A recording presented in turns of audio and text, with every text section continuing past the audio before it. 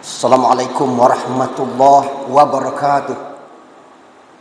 Kaum muslimin sidang Jumat Masjid Raya Mujahidin rahimakumullah. Ada 12 bulan hitungan tahun Hijriah.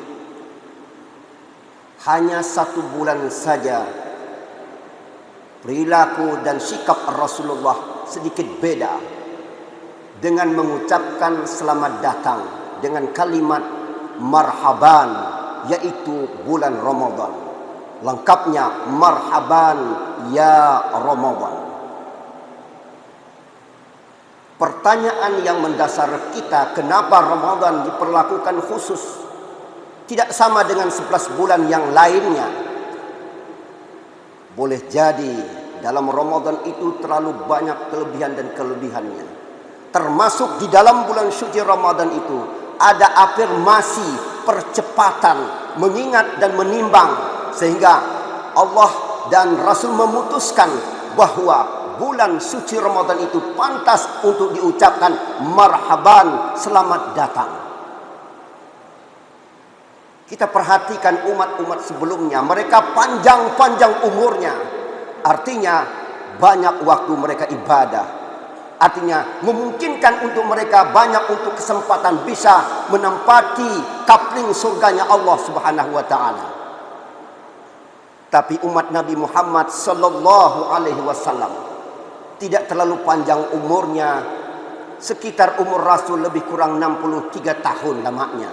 Artinya lebih tidak terlalu banyak dan kurang juga mungkin tidak terlalu banyak, sekitar 60-an tahun. Sementara umat-umat terdahulunya melebihi 100, 200, bahkan ada yang sampai 1000 tahunan. Maka dalam rangka afirmasi percepatan, diturunkanlah bulan suci Ramadan, yang mana di situ nilainya ibadah sunnah saja dihukum dan dinilai wajib.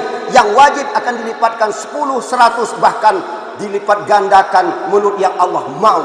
Maka bulan suci Ramadan adalah bulan ibadah untuk afirmasi percepatan, pelipatan untuk orang-orang yang beriman, dan tentu akhirnya akan dilantik oleh Allah menjadi orang yang muttaqin, la'allakum tattaqun.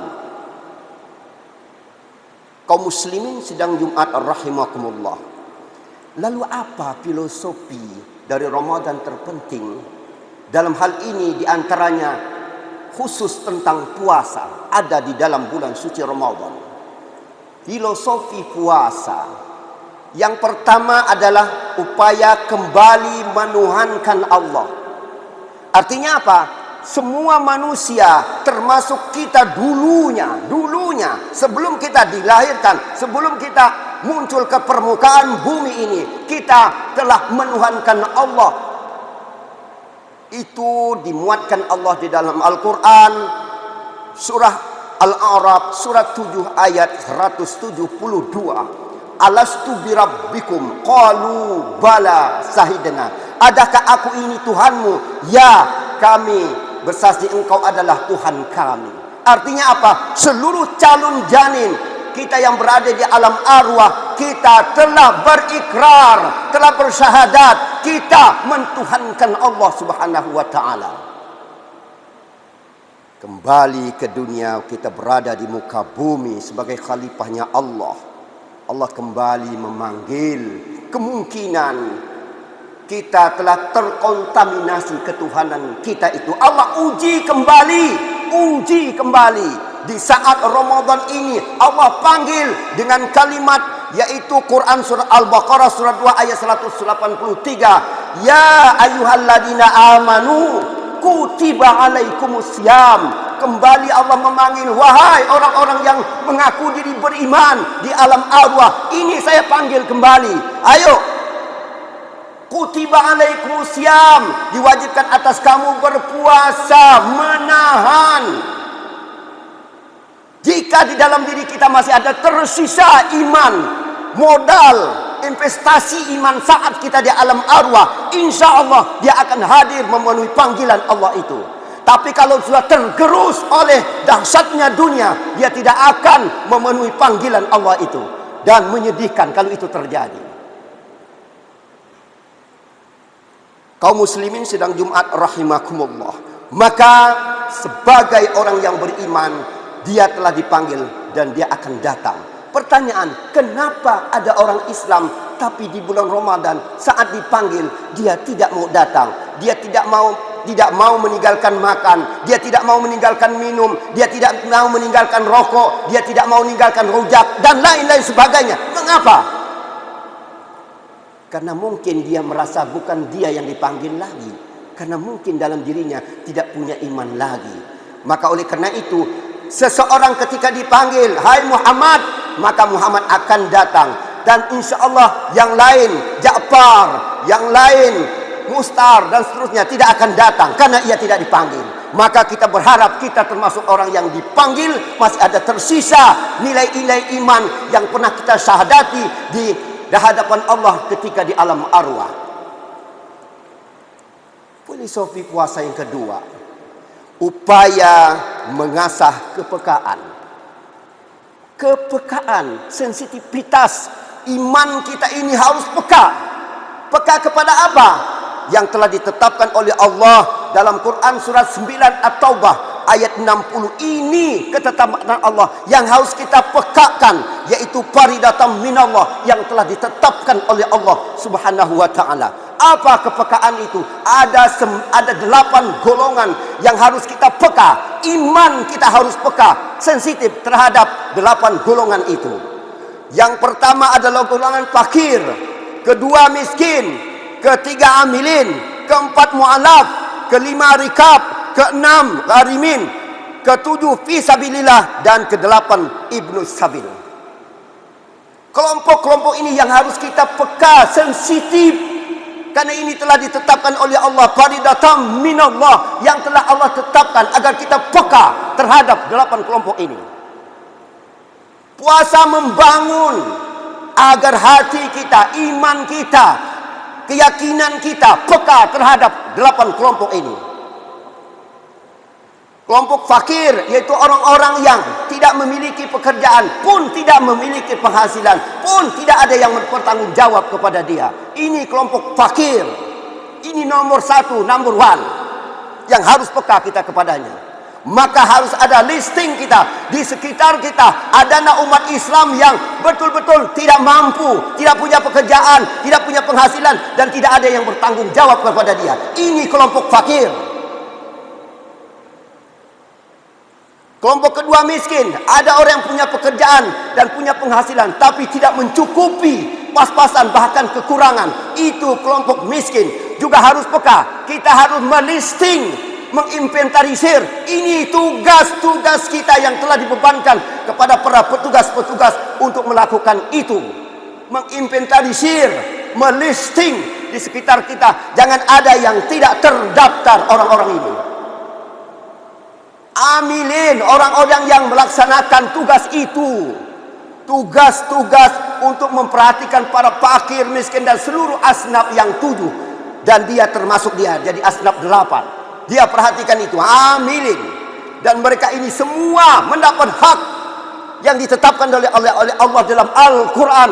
Surah At-Taubah ayat 9. Surah At-Taubah surah 9 ayat 60 ini. Fakir, miskin, amilin. Kemudian mu'alaf. Mu'alaf, baik mu'alaf yang baru masuk Islam maupun mu'alaf yang sudah lama masuk Islam, tetapi hati mereka masih lemah terhadap keislamannya. Siapapun orang yang masuk Islam masih lemah imannya, maka berkewajiban untuk mendapatkan jatah agama, jatah kekayaan Islam, kekayaan agama di sini, yaitu zakat, infak, dan seterusnya. Kemudian rikab, yaitu hamba sahaya.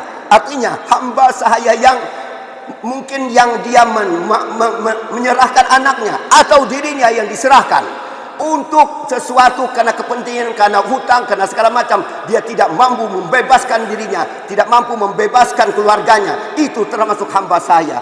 Mungkin tidak ada saat ini, tapi mungkin juga masih ada. Maka itu sebetulnya perlu diinventarisir, yaitu rikab ini. Gharimin, orang yang berhutang berjihad di jalan Allah. Berhutang berjihad di jalan Allah. Dia membiayai anak-anak yatim, sehingga dia pinjam ke bank, pinjam kepada ada seseorang tiba-tiba dia tidak mampu membayarnya, tapi memang untuk membiayai fakir, miskin, anak yatim, janda-janda tua yang tidak mampu dia biayai, tapi saat datang tagihan dia tidak sanggup, maka saat itu para amilin harus peka. Orang-orang yang gharimin itu segera dibantu. Kemudian fi sabilillah, orang-orang yang berjuang di jalan Allah. Ini sangat bebas pemaknaannya. Paling tidak, siapa itu? Para penyuluh-penyuluh agama, guru-guru agama, dan orang-orang yang mengurusi fi sabilillah pada jalan Allah Subhanahu wa taala. Itu sedikit bebas dalam pengertian ini. Kemudian Ibnu Sabil, orang yang dalam perjalanan kehabisan bekal. Dari Jakarta Pontianak tidak bisa pulang. Maka kenapa tidak pulang? Tidak bisa beli tiket. Kenapa Anda hanya satu kali makan satu hari? Karena tidak ada uang lagi. Saat itu kita harus peka untuk memperhatikan mereka. Kita menyantuni mereka dengan uang kekayaan umat ini. Maka 8 asnaf ini yang sudah faridatan minallah, ditetapkan oleh Allah untuk segera kita peka hasil dari Ramadan, hasil dari puasa kita ini. Kalau tidak peka kepada 9 ini, sesungguhnya puasa kita belum maksimal, belum optimal hasilnya. Kemudian terakhir, apa filosofi puasa? Yaitu melakukan terapi medis. Quran surah Al-Baqarah surat 2 ayat 118, harus ayat 184. Wa antasumu khairul lakum in kuntum ta'lamun. Bahwasanya puasa itu lebih baik bagi kamu jika kamu mengetahui. Salah satu bagi orang yang pintar saja, orang yang cerdas saja yang tahu bahwa puasa itu lebih baik daripada tidak puasa. Apa? Sisi apa tafsiran bahwa itu lebih baik? Paling tidak dari sisi medis, dari sisi aspek kesehatan. Analogi begini.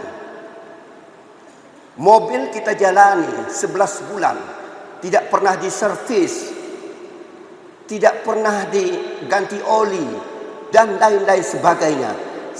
Kita akan berkesimpulan mobil itu akan bisa kemungkinan mogok.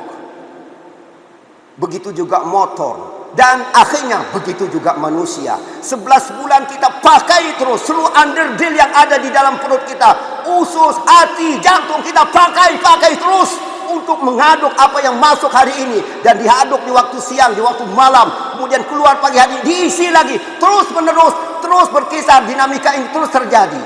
Bayangkan kalau tidak pernah istirahat, 11 bulan tidak pernah istirahat, itu akan tentunya akan rusak. Minimal apa? Rusak, kurang bisa memaknai apa yang masuk ke dalam perut kita. Selanjutnya bagaimana sikap kita terhadap yang setelah masuk itu. Maka oleh karena itu Allah Subhanahu wa taala mewajibkan kita bahkan sebelum kita untuk melakukan siam, puasa, yaitu puasa di bulan suci Ramadan, 1 bulan lamanya. Itu cerdas kita berpikir, puasa itu bukan untuk Allah, tapi untuk kita, untuk kesehatan kita, bahkan untuk moral dan mentalitas kita. Kaum muslimin sidang Jumat rahimakumullah, insyaallah tidak lama lagi puasa. Mudah-mudahan tidak ada perbedaan pendapat, insyaallah. Kalau tidak ada perbedaan pendapat, tanggal 3 kita sudah melaksanakan saum 1443 Hijriah. Mudah-mudahan kita semua peka terhadap panggilan Allah, sebab masih ada sisa iman yang kita ikrarkan di hadapan Allah sejadi alam arwah, dan harus sekarang kita buktikan, ya Allah, aku masih ada iman, Engkau panggil, aku datang, akan selaksanakan ibadah puasa itu.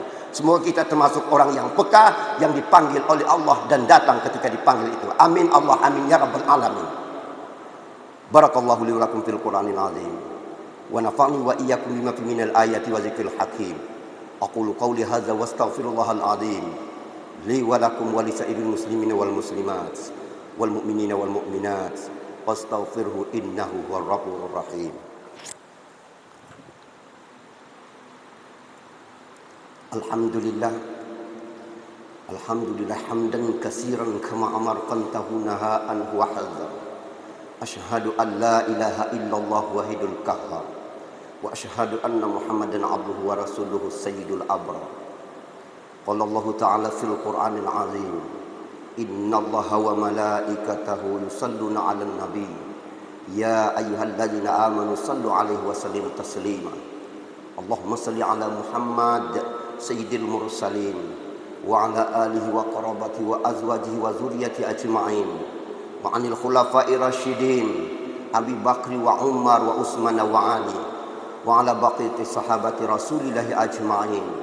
Wa 'alaina ma'hum bi rahmatika ya arhamar rahimin. Ittaqullah haqqa tuqatih wa la tamutunna illa wa antum muslimun. Kaum muslimin sidang Jumat rahimakumullah. Mari kita berdoa, kita berjihad untuk menghadirkan hati. Kita berharap semua doa kita diijabah oleh Allah Subhanahu wa taala. A'udzu billahi minasyaitonir rajim. Bismillahirrahmanirrahim. Alhamdulillahi rabbil alamin. Salatu wassalamu ala asyrafil anbiya'i wal mursalin. Sayyidina wa maulana Muhammad wa ala alihi washabbihi ajma'in. Allahumma ya Allah, Engkau yang maha memberikan hidayah, yang maha memberikan kekuatan, yang maha memberikan kelebihan kepada kami, wahai Allah. Kami mohon kehadirat-Mu dalam rangka menyambut bulan yang indah, bulan yang suci, bulan yang mulia. Marhaban ya Ramadan. Berikanlah kekuatan kepada kami, keluarga kami, zuriat-zuriat kami, dan kepada umat Islam ya Allah, untuk mampu memenuhi panggilan-Mu untuk senantiasa mengisi Ramadan dengan puasa dan dengan amalia-amalia utama yang lainnya. Ya Allah, kami bermunajat dan bermohon kehadirat-Mu ya Allah. Berikan kemampuan kepada kami untuk mampu menggali filosofi dalam puasa itu. Kami berikan kemampuan kepada kami untuk mampu menuhankan Engkau kembali ya Allah, sehingga panggilan-Mu pasti kami penuhi ya Allah.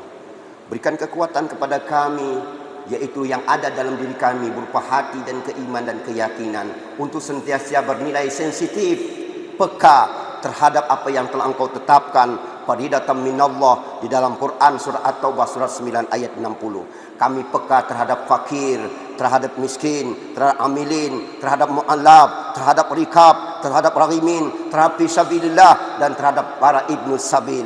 Dan jadikanlah kami, mereka-mereka itu menjadi pintu sebabnya kami masuk surga-Mu, wahai Allah.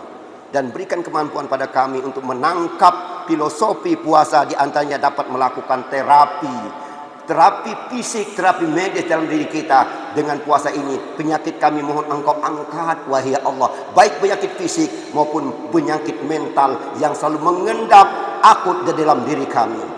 Ya Allah, terakhir kami memohon, iyyaka na'budu wa iyyaka nasta'in. Kepada Engkau kami menyembah, wahai Allah. Kepada Engkau pula kami mohon bantuan dan pertolongan. Tolong ya Allah, kabulkan semua doa dan permohonan kami. Allahumma ighfir lil muslimina wal muslimat wal mu'minina wal mu'minat al ahya'i minhum wal amwat. Rabbana zalamna anfusana wa illam taghfir lana wa tarhamna lanakunanna minal khasirin.